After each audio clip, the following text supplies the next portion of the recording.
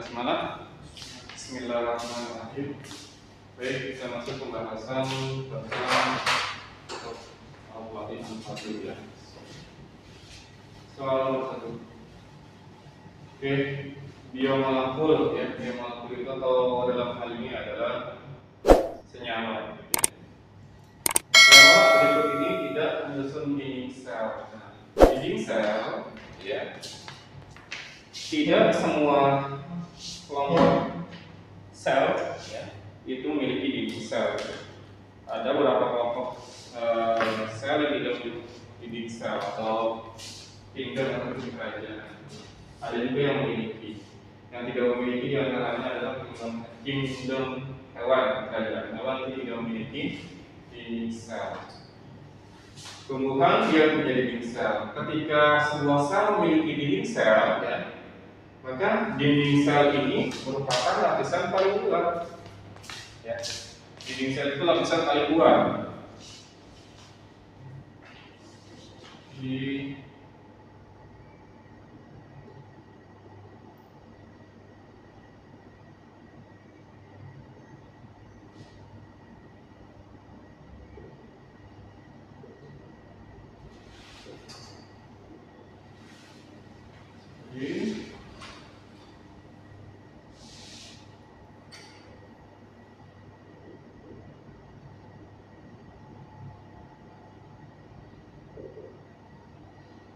Sel ya.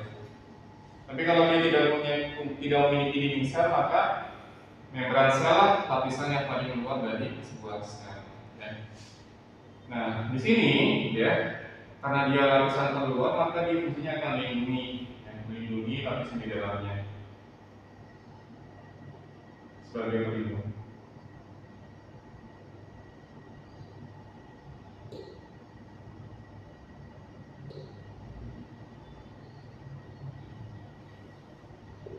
Contohnya memiliki tumbuhan atau plantae, ya, plantae tumbuhan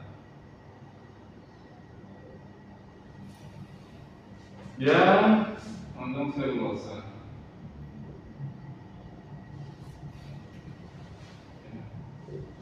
Kemudian Morea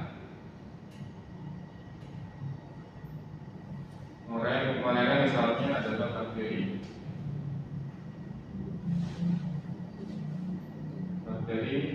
Bacteroidean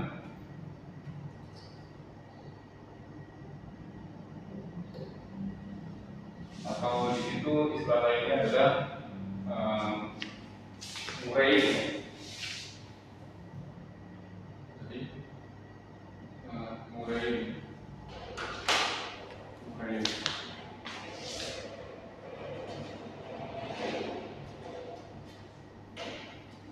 Kemudian juga kelompok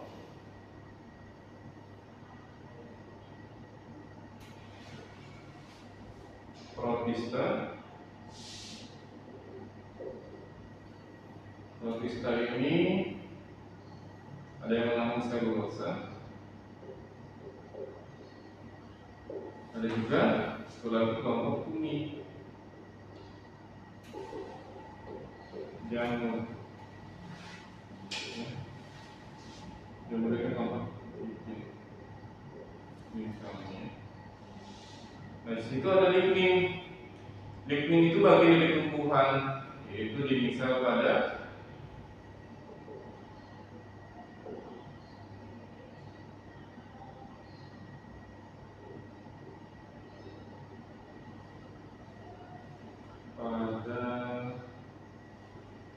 sel merenkim.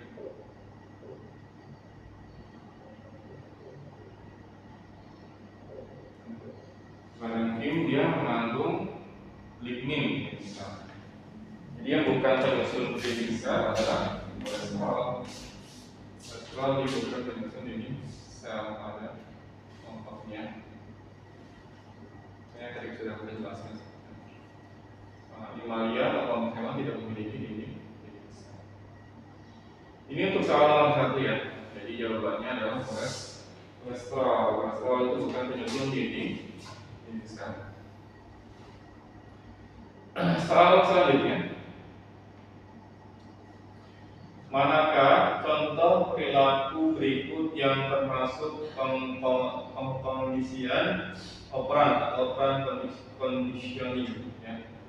Apa adalah operan conditioning? Ya. Operan conditioning adalah suatu metode. Ya, harus tahu dulu definisinya.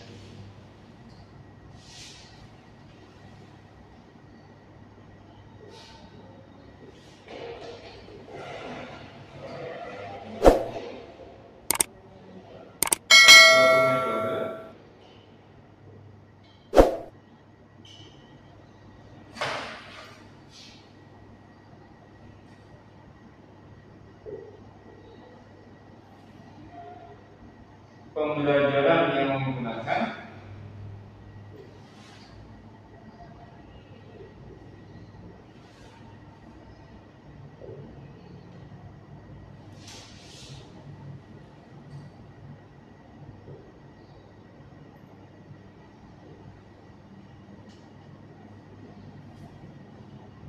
hadiah atau hukuman, ya.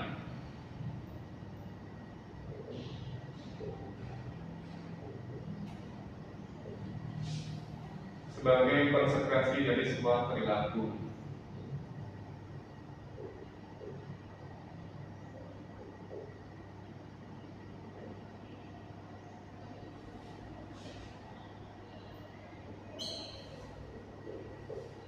Nah, ini definisinya, ya.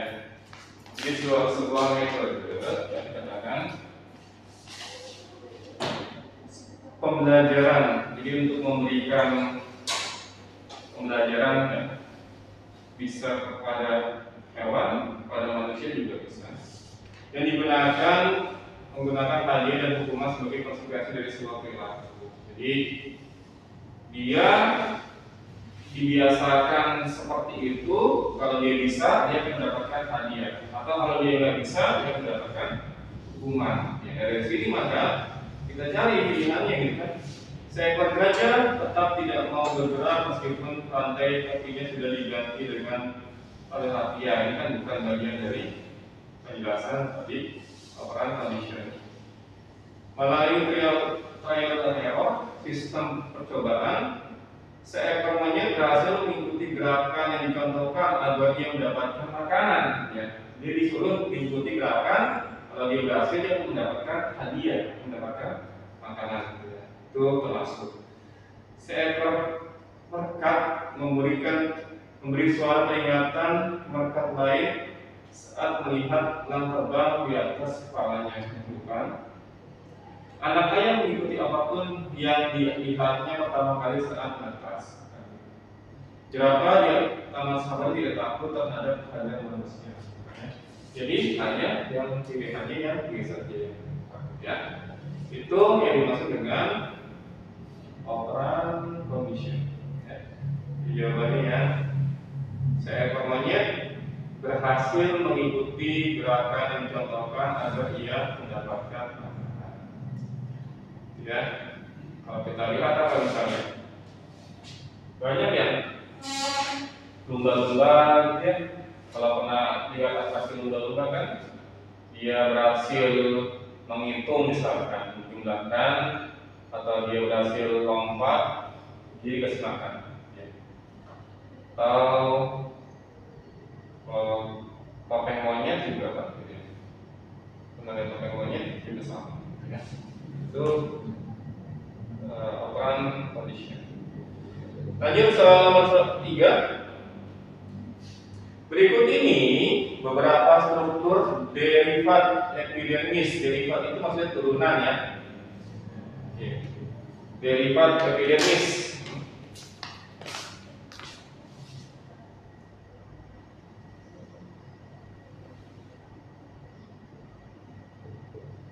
Jadi banyak nih derivat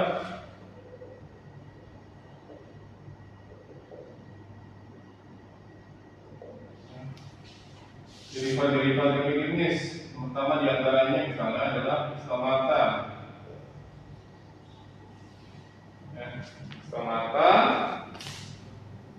itu merupakan derivat dari epidermis, terutama epidermisnya apa? Epidermisnya ada di daun. Ya, ini celah yang dibatasi oleh dua sel penjaga. Ini untuk respirasi atau pertranspirasi.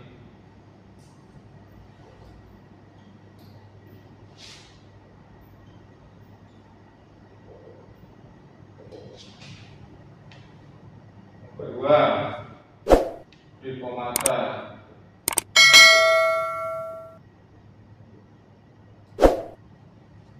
Mengurangi penguapan.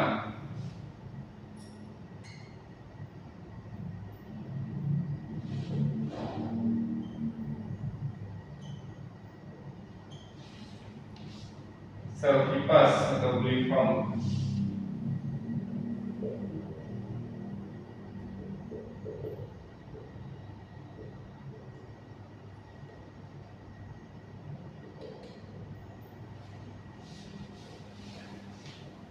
Membuka dan bentuknya setahun.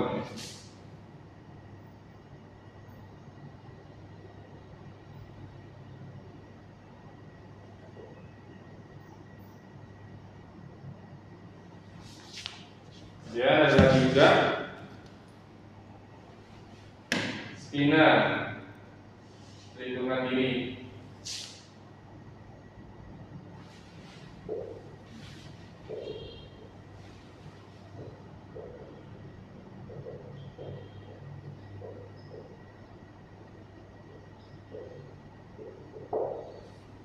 Velamen, tempat penyimpan air.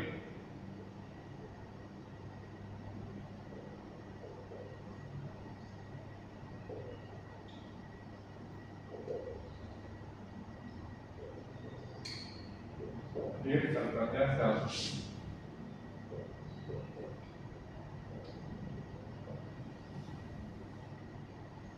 Penguat batang monokotil.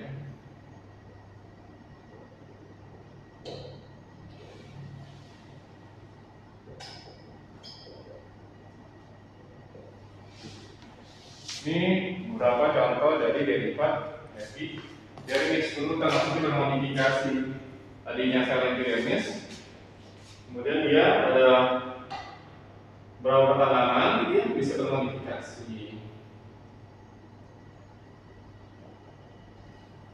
Ini yang bukan adalah cabang akar. Cabang akar itu merupakan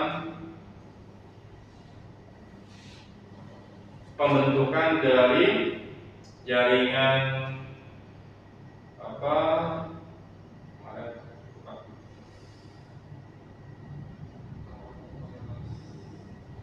endodermis, kemudian parenkim, endodermis, satu lagi itu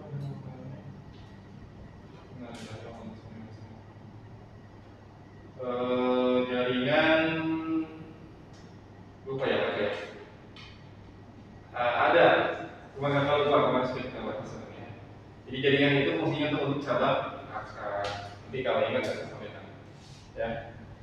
Jadi yang bukan adalah nomor 4. Jadi yang tepat adalah 1, 2, dan 3 saja. Ya. Struktur derivat epidermis. Nomor selanjutnya, pada pembelahan mitosis, perbandingan antara jumlah kromosom sel anak dengan jumlah kromosom induknya adalah Pembelahan mitosis ini sudah kita bahas pertemuan sebelumnya atau semester sebelumnya ya. Ini diulang, pembelahan mitosis ya.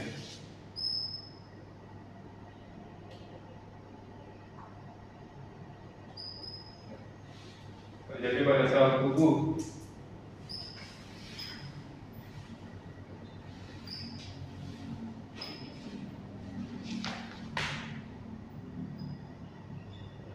Sel somatis ya.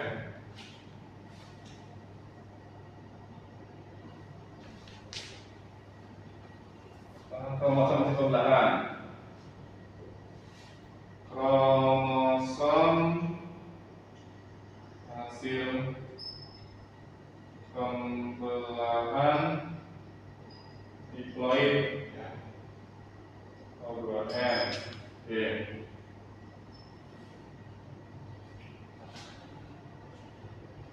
ada fasenya.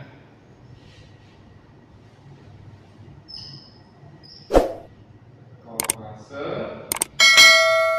metafase, anafase, velofase. Kemudian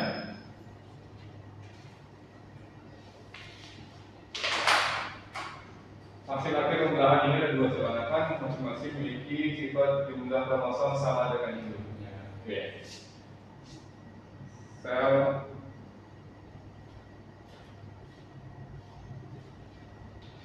anakan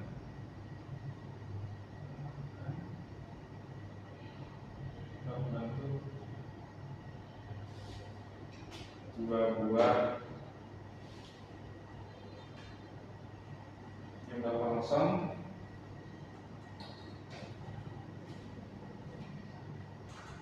sama dengan induknya. Sama dia. Nah, pembelahannya mitosis beda dengan meiosis. Kalau meiosis itu setengah dari jumlah kromosom induknya, cuma jumlah sel anakannya bukan dua. Kalau mitosis dari satu sel menjadi dua. Kalau ini 2N, masing-masing 2N. Kalau ini misalnya 4N, yang ini juga sama. 4N. Sifatnya sama. Kalau dia pembelahannya mitosis, kalau meiosis gimana? 1 menjadi 4 ya. 2N. Apa ini? N. Kok bisa kali ya nanti ada proses namanya duplikasi dulu. Jadi 2N menjadi 4N dulu kromosomnya ini, kromosom itu digandakan baru dibagi. Tapi kalau ada mitosis tidak dibagi-bagi, dia tetap menjadi 2N 2 ya. Itu sekilas perbedaan antara mitosis dengan meiosis. Oke, itu ya. Jadi jawabannya adalah sama banyak ya. Kami ditanyakan antara jumlah kromosom sel anakan dengan kromosom induknya adalah sama banyaknya ya, jumlahnya sama. Enggak setengahnya, enggak seperempat, enggak seperdelapan atau enggak 2 kali sama. Lanjut. Pernyataan yang tidak sesuai dengan tumbuhan rumput teki ya, atau Cyperus rotundus ya. Ini rumput teki nih, Cyperus rotundus. Silakan. Ya.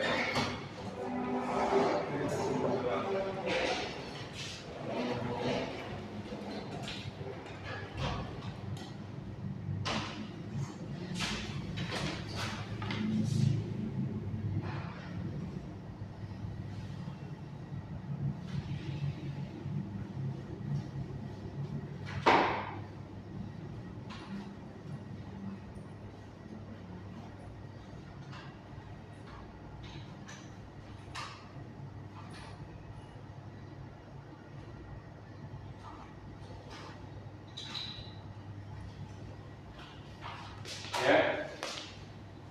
Dia termasuk kelompok Angiospermi ya. Angiospermi. Apa Angiospermi? Artinya apa? Tumbuhan biji tertutup ya.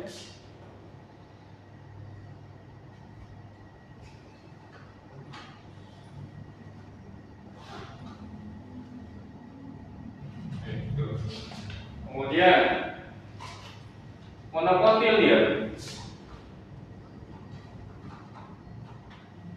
Apa monokotil? Berkeping ya, bukan berbiji satu ya, berkeping biji satu ya. Jadi bukan jumlah bijinya cuma satu. Kalau berbiji satu berarti cuma satu ya. Tapi kalau berkeping biji satu, bijinya bisa banyak, cuman kepingnya cuma satu. Gitu. Ya. Kemudian apa lagi dari sini? Oh iya, berkembang biaknya. Ya.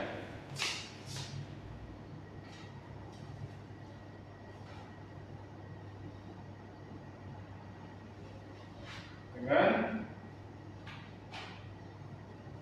stolon.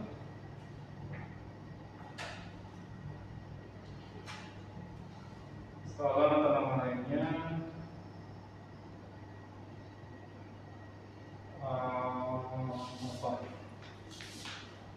apa di sini?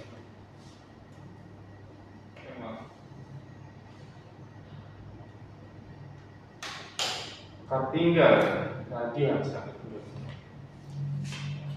berarti bukan stolon. Iya, stolon ya. Stolon. Sama ya. Penyerbukannya dengan rantau angin ya tadi ya, bisa kalian lihat. Ini. Jadi ini akan tertiup oleh angin ya. Dibantu penyerbukannya.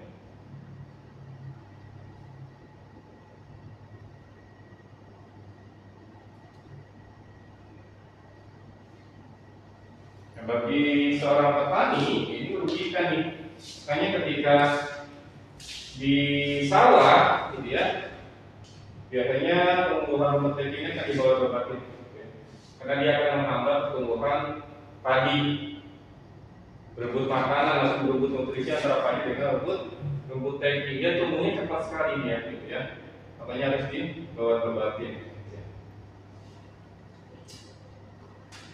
Oke, ini ya. Jadi yang diminta yang tidak ya, yang tidak sesuai dengan tumbuhan berbiji, termasuk tumbuhan berbiji satu, salah ya. Harusnya berkeping biji satu. Beda antara berbiji satu dengan berkeping biji satu. Oke, ini untuk soal nomor 5. Lanjut. Peranan hormon gonadotropin yang benar adalah ini hormon gonadotropin ini. Penjelasannya gonadotropin ya. Hormon yang terlibat atau berperan penting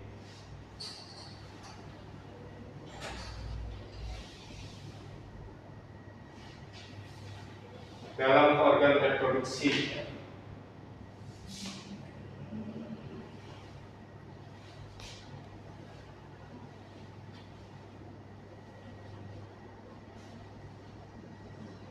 Baik pria atau wanita.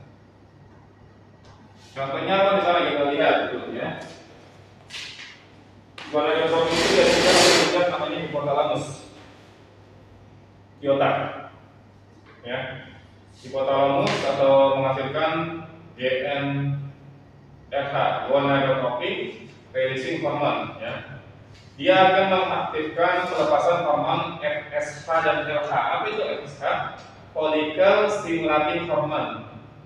Follicle ini kalau pada wanita untuk merangsang pembentukan telur, ya. LH untuk merangsang ovulasi. Nih, ya. Jadi dia untuk menghasilkan hormon estrogen dan progesteron pada siapa? Pada wanita. Kalau pada pria apa? Nah, ini untuk merangsang produksi hormon testosteron. Lupa tadi. Estrogen fungsinya untuk merangsang penebalan endometrium, ya. Apa itu endometrium kan? Endometrium itu dinding rahim, ya. Jadi kalau seorang wanita itu dia mengalami fase kehamilan, nah janinnya itu menempel pada endometrium akan membentuk plasenta, ya. Dia yang mengawali pembentukan endometrium.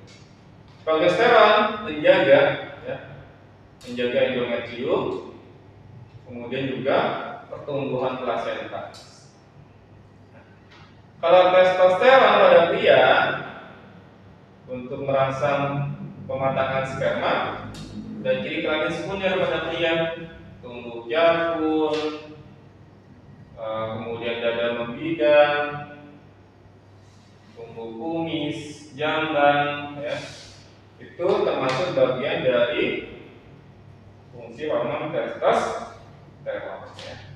Jadi sekali lagi, peran hormon gonadotropin adalah untuk merangsang atau berperan penting dalam pembentukan atau organ reproduksi pada pria maupun wanita. Nah, di sini yang benar kan? Memicu terjadi ovulasi benar tadi ya, karena dia bisa memproduksi LH. Memicu pertumbuhan dan perkembangan folikel sel telur, iya, SH. Stimulasi produksi sperma di testis benar. Menstimulasi sekresi hormon reproduksi, iya. Ya. Jadi semuanya termasuk bagian dari fungsi hormon gonadotropin. Jawabannya semua benar adalah oke. Oke, itu ya soal 6. Soal selanjutnya, sindrom Klinefelter yang disebabkan oleh mutasi kromosom memiliki ciri-ciri. Oke.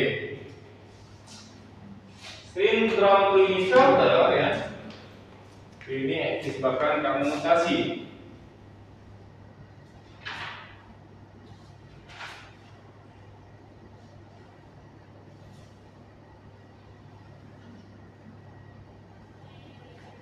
Ciri-cirinya ya.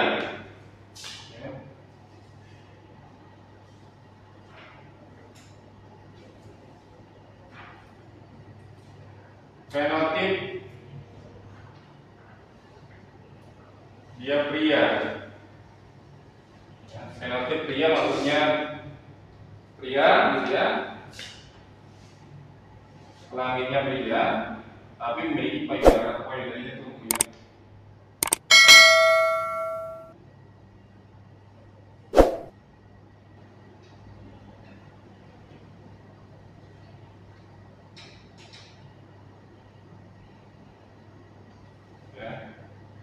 Kemudian suara tinggi seperti wanita.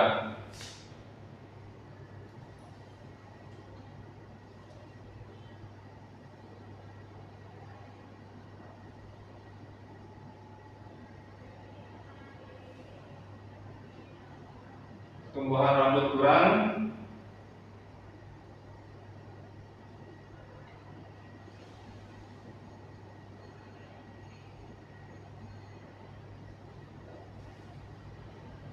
Lengan dan kaki ekstrim panjang.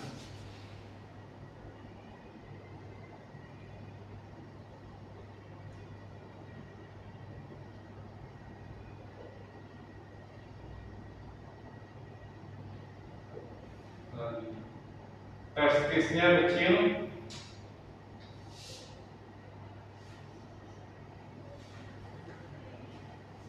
Steril mandul ya.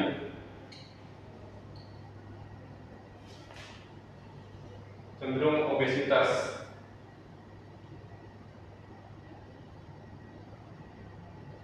Gemukan.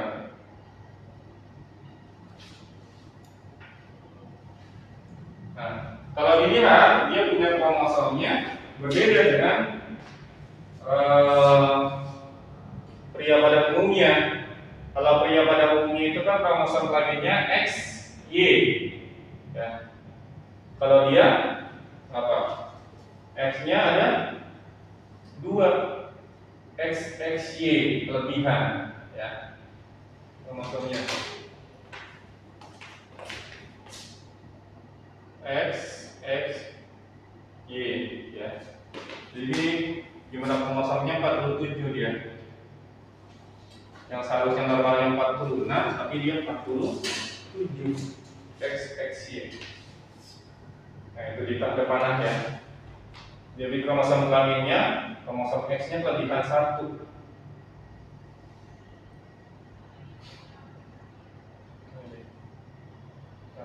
ya, ceritanya. Jadi kalau dilihat payudaranya dia tumbuh, testisnya kecil.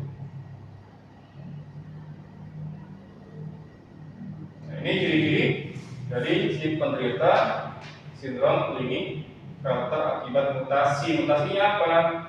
Mutasinya kromosom X-nya tidak berpisah, yang seharusnya berpisah dia tetap bersatu. Nah, di sini memiliki ciri-ciri penderita seorang pria, ya mikrosefali, tidak ya. Mikrosefali itu kan mikro kecil, sefal kepala kecil tidak. Trisomi gonosomal, ya. Gonosom itu maksudnya apa? Gonosom itu sel kelamin. Trisomi 3, jadi punya kromosom kelaminnya 3. Apa tadi? X, XY. Ini kan 1, 2, 3. Nanti kan kalau laki-laki kan cuma XY, tapi ini X-nya kelebihan 1. Ini namanya trisomi gonosom. Jadi yang tepat adalah 1 dan 3 ya. Jawabannya ini. Oke, itu. Assalamualaikum. Lanjut. Pada teknik rekayasa genetika, sel tumbuhan dibutuhkan vektor pembawa, ya, vektor itu pembawa, untuk menyisipkan gen asing ke sel target.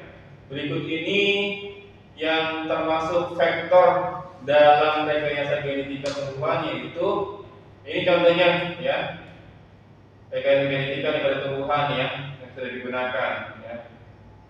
Jadi untuk menghasilkan tumbuhan tahan hama ya, digunakan sebuah vektor yaitu bakteri namanya Agrobacterium. Beda kalau pembuatan hormon insulin. Kalau hormon insulin itu menggunakan plasmid kan, ini menggunakan Agrobacterium ya. Bakteri Agrobacterium kemudian disisipkan gennya ya, plasmidnya, bakterinya ya, masuk ke dalam sebuah kromosom pada tumbuhan ya. Itu menghasilkan tumbuhan yang dia memiliki kemampuan lebih tahan terhadap hama.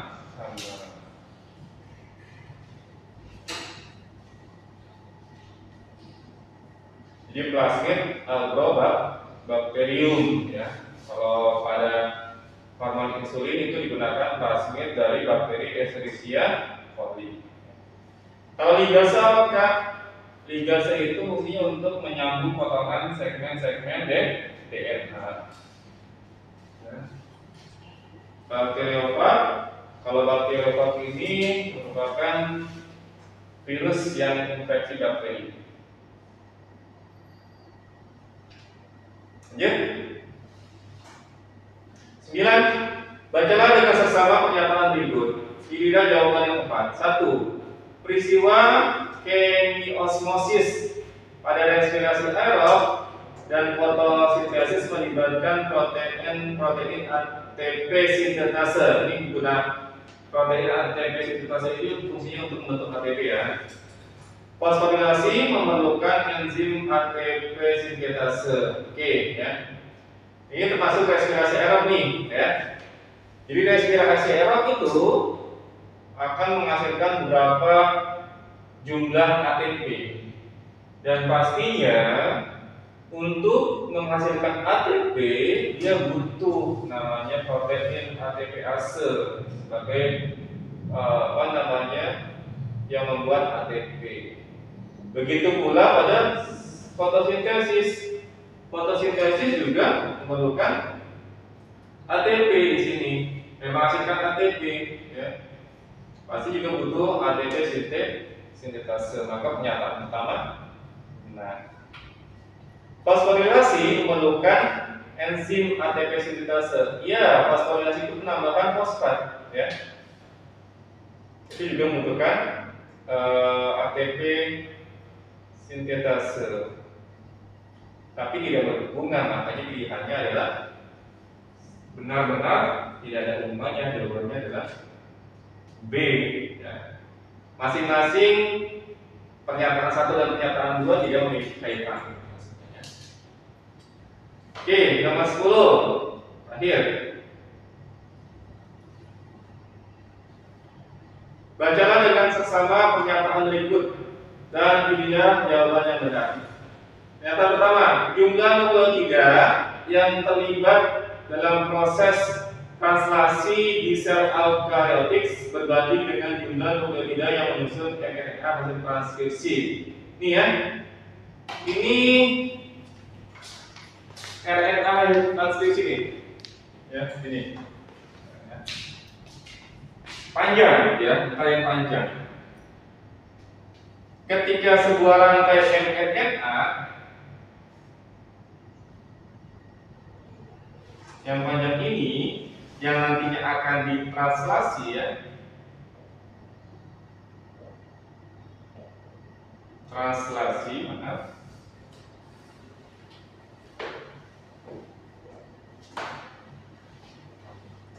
Dan tahapan translasi itu yang pertama adalah apa? Mencari start codon kan? Start codon.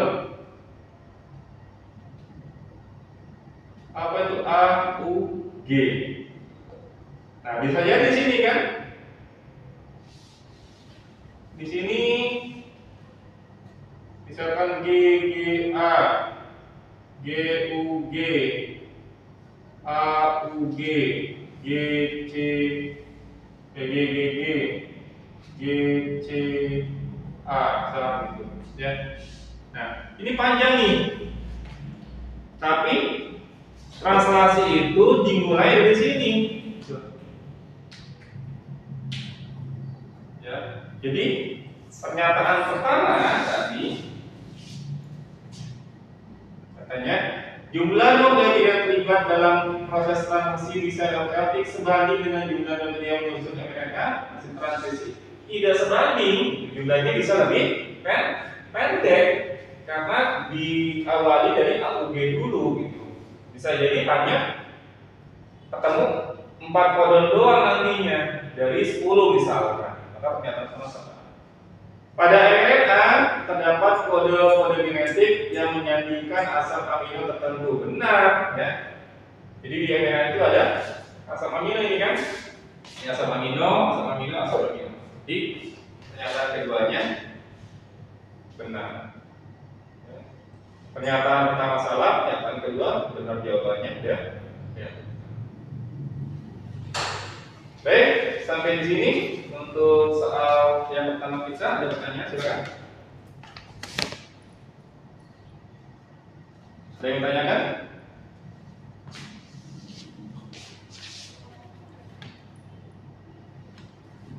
Kalau tidak ada, kita lanjutkan ya soal selanjutnya. Soal selanjutnya mungkin tidak semuanya kita bahas. Di download dulu mungkin soal problem set kelima. Kalau buka dulu.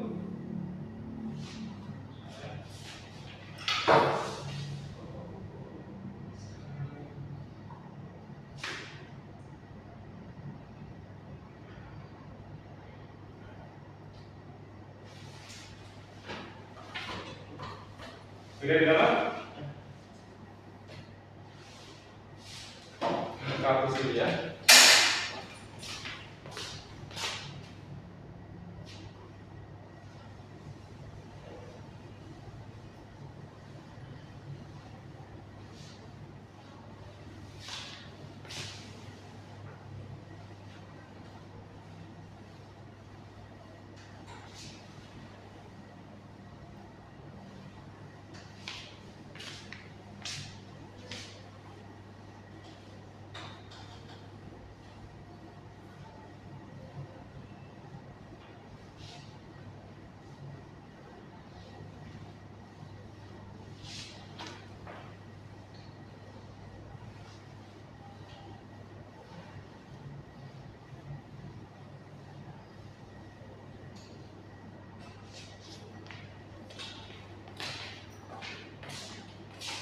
Baik, kita bahas soal selanjutnya. Baik, ya. dibutuhkan dalam proses biosintesis. Bio maksudnya adalah kehidupan ya. Sintesis jadi maksudnya adalah pembentukan yang melibatkan senyawa ya. Yang tidak baik.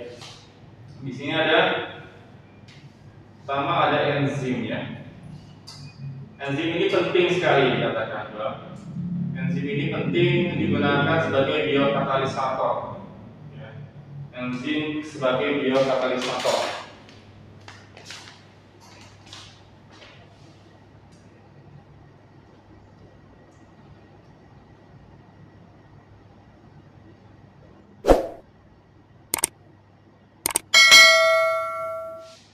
Reaksi kimia. Jadi sebuah reaksi kimia itu bisa berjalan dengan efektif memerlukan sebuah namanya senyawa yaitu enzim. Kalau tidak ada enzim, dia reaksinya akan lebih lama ya, tidak efektif. Makanya harus ada enzim ini. Enzim akan memberikan energi aktivasi. Kemudian senyawa prekursor. Senyawa prekursor itu nama lain dari substrat ya. Sama saja. Senyawa prekursor itu substrat. Kemudian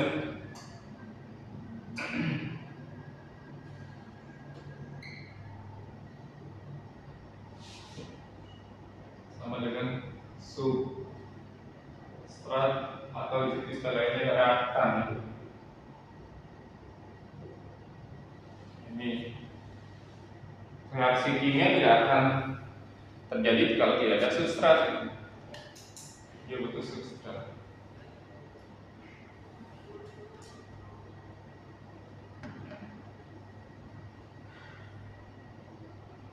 Kemudian balik lagi ke enzim tadi Pak ya. Enzim itu nama lainnya ya, enzim lengkap ya. Enzim lengkap yaitu kalau enzim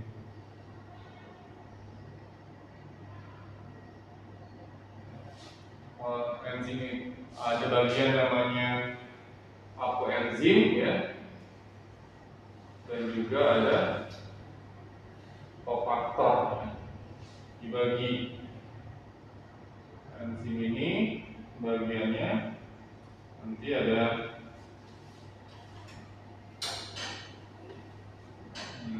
apoenzim ya, komponen protein.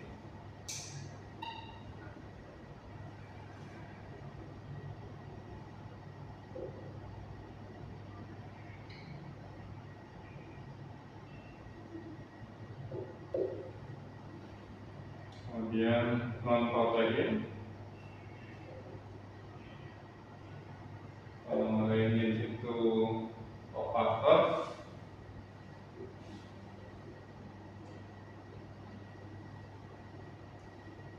Satu lagi sini ya. Ini juga ada namanya koenzim.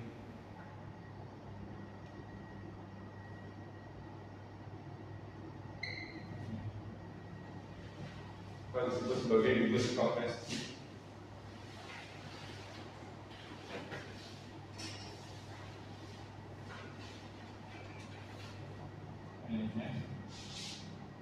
Sehingga dalam proses biosintesis ini yang kita dibutuhkan adalah oksigen. Kenapa oksigen tidak dibutuhkan? Karena oksigen itu bukan bagian dari prosesnya, dia hasil ya. Oksigen itu hasil proses apa? Misalkan fotosintesis.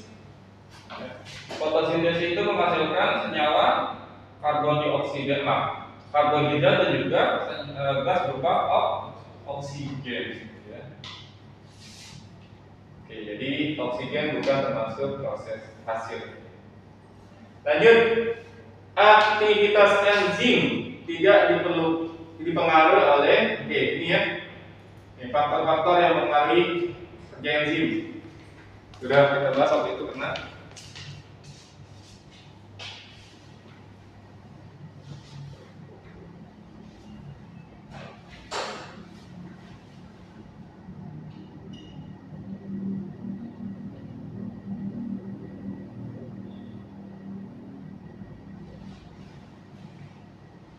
Suhu ya. Suhu di situ dibagi tiga ya, minimum, optimum, maksimum ya. Nah, maksimum dulu. Paling baik adalah optimum. Kemudian paling bawah minimum. Kemudian pH juga sama ya.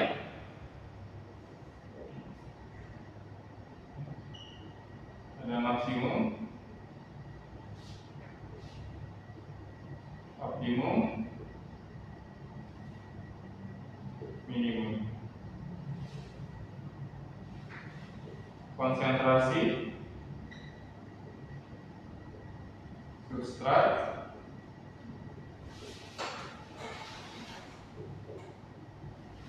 konsentrasi enzim juga mempengaruhi. Aktivator,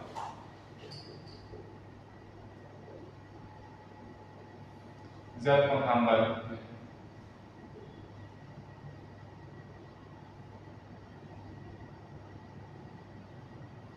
Ini faktor-faktor yang mempengaruhi kerja dari enzim ya. Jadi kalau suhunya optimum, kerja enzimnya baik, paling baik. pH-nya optimum juga sama. Ya.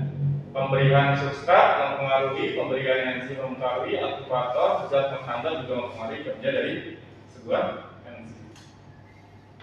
Lanjut. Oke, perhatikan paragraf berikut ini.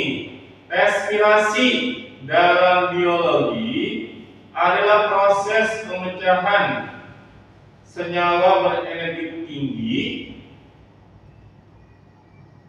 secara reduktif ya. Benar atau salah? Ya. Respirasi seluler merupakan peristiwa pembebasan energi melalui pembongkaran sumber energi substrat secara kimiawi atau metabolisme. Substratnya CO2 dan substrat menjadi CO2 plus H2O plus energi yang terikat dalam bentuk ATP. Substratnya gula, asam lemak, asam amino berdasarkan kebutuhan oksigen dibedakan menjadi respirasi aerob dan anaerob. Ini benar. Seperti molekul gula, asam lemak dapat dipecah dengan bantuan hormon yang ada di dalam sel. Dipecahnya bukan dengan hormon, tapi dengan enzim, ya, bukan hormon. Jadi salah pernyataan kedua. Karena proses ini adalah proses reaksi eksergonik, energi yang dilepaskan ditangkap oleh ADP atau ADP membentuk ATP ADPH. Ya. Reaksi yang terjadi adalah reaksi eksergonik, pemecahan molekul kompleks menjadi molekul sederhana, melepaskan energi atau eksergonik. Reaksi metabolisme dilakukan dengan bantuan enzim. Ya. Berarti benar. Kemudian reaksi respirasi yang memerlukan oksigen sebagai oksidatornya disebut respirasi anaerob. Kalau memerlukan oksigen, respirasinya bukan anaerob tapi aerob. Kalau anaerob, respirasinya tanpa membutuhkan oksigen. Salah, tepat. Proses respirasi tersebut pada organisme eukariotik melibatkan organel mitokondria. Respirasi aerob merupakan mekanisme pemecahan zat makanan yang membutuhkan oksigen sebagai aseptor penangkap elektron terakhir. Respirasi aerob melibatkan mitokondria. Tahapannya glikolisis, dekarboksilasi oksidatif, siklus Krebs, siklus asam sitrat nama lainnya, dan juga transport elektron. Jadi benar. Maka pilihannya yang tepat 1, 3, dan 5 ya. Yang dua salah bukan hormon, harusnya enzim ya. Kemudian yang keempat salah apa tadi? Bukan anaerob, harusnya aerob. Jadi pilihannya 1, 3, dan 5. Lanjut soal selanjutnya. Dalam glikolisis terdapat dua reaksi yang bersifat endergonik pada tahapan perubahan pasangan senyawa. Endergonik ya, penyusunan molekul sederhana menjadi molekul kompleks. Molekul sederhana menjadi molekul kompleks. Itu sebutnya reaksi endergonik atau bersifat mengikat energi. Ada dua di sini yang membentukkan energi. Ini pertama ya. Tahapan awal dari glukosa menjadi glukosa 6 fosfat. Ini termasuk reaksi endergonik ya, membutuhkan ATP dia. Glukosa reaksi sederhana menjadi kompleks jadi glukosa 6 fosfat. Ini yang pertama. Glukosa menjadi glukosa 6 fosfat. Yang kedua ini tahapan ketiga, pembentukan glukosa 6 fosfat menjadi glukosa 1,6 difosfat atau difosfat. Itu juga membutuhkan ATP ya, atau reaksinya endergonik ya. Jadi jawabannya adalah B. Glukosa menjadi glukosa 6 fosfat dan glukosa 6 fosfat menjadi glukosa 1,6 difosfat atau difosfat. Oke. Terakhir mungkin ya untuk soal hari ini. Perhatikan gambar tahapan definasi akan berikut ini. Tahapan berlangsung dekarboksilasi oksidatif adalah, ini penjelasan dekarboksilasi oksidatif, kalian harus tahu juga ya. Merujuk pada reaksi kimia yang menyebabkan sebuah gugus karboksil COOH terlepas dari senyawa semula menjadi karbon dioksida. Artinya ada karbon dioksida yang dilepaskan. Reaksi apa saja? Piruvat menjadi asetil koenzim A, itu reaksi dekarboksilasi oksidatif ini ya. Piruvat menjadi asetil koenzim A, melepaskan CO2 1 ya. Kemudian yang kedua, nih lagi isol menjadi alfa ketoglutarate, melepaskan CO2. Yang kedua, alfa ketoglutarate menjadi substitusi koenzim A, melepaskan CO2 juga. Jadi kalau kita balik ke soal ya, reaksi nomor 1 asal piruvat menjadi asetil koenzim A.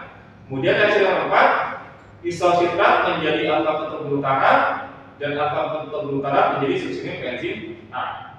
Itu yang termasuk reaksi dekarboksilasi oksidatif. Sehingga jawabannya adalah 1, 4, dan 5. Baik, mungkin sampai sini untuk pembahasan kita. Ada yang ingin ditanyakan? Silakan. Gak bisa kita bahas semua untuk soal PS-nya ya, karena memang terbatas.